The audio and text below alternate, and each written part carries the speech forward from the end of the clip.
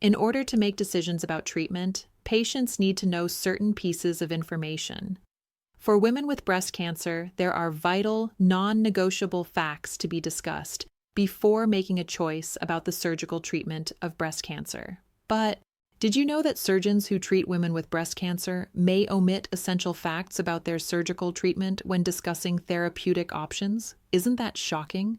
Stay with me to find out exactly what facts these surgeons omit when counseling their patients about breast cancer surgery, the impact that it might have, and at the end of the video, I will tell you what you can do to help yourself or those you love who have been diagnosed with breast cancer.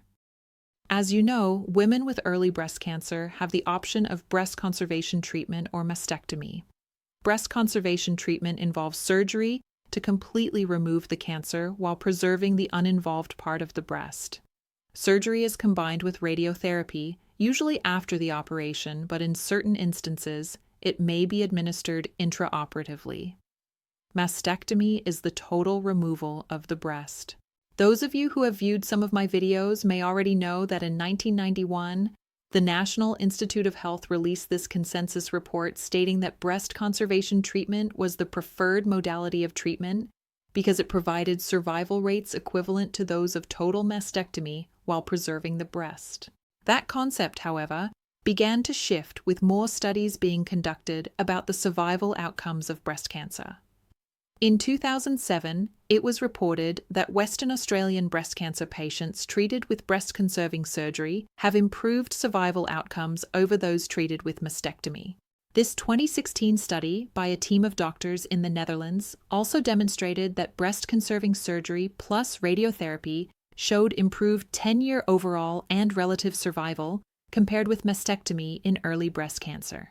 By 2023, an expert panel which convened at the St. Gallen International Consensus Conference for the Primary Therapy of Individuals with Early Breast Cancer stated that breast-conserving surgery is the surgical choice for the majority of breast cancer patients. In spite of the information available for more than a decade that breast conservation treatment results in improved survival outcomes compared with mastectomy, this survey, published in 2023, of 22 surgeons treating breast cancer found that none of the surgeons surveyed would communicate with their patients that breast conservation treatment, or BCT for short, may be oncologically superior to mastectomy.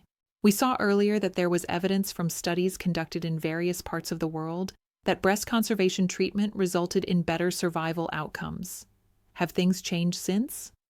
This study, published in 2025, demonstrated significant benefits of breast-conserving surgery on overall survival at both 5 and 10 years after treatment.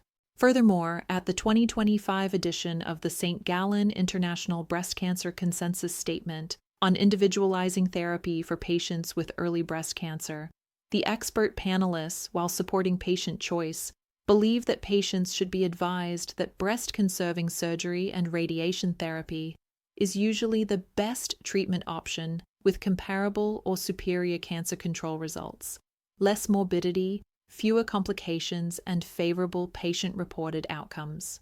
So, if there is a possibility that a surgeon may omit essential facts about the choices a patient has for the surgical treatment of breast cancer, what can she do for herself?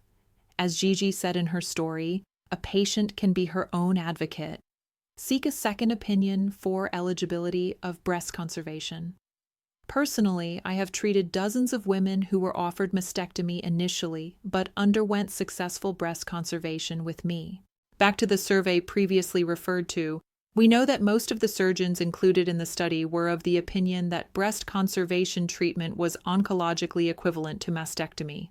Considering that the surveyed surgeons had inadequate and outdated perceptions, the researchers also noted that half of the surgeons prefer breast conservation, while the others had different opinions. This provides evidence that surgeons do differ in their treatment preferences, so it may benefit a patient if she sought a second opinion about her eligibility for BCT. As the breast cancer survivor Gigi said in her story, seeking a second opinion may be the best way to advocate for yourself. Thank you for watching until the end of the video. If you found this information useful, kindly like, share, comment, and subscribe as a means of encouraging more such content. Until we come together again in our next video, take care.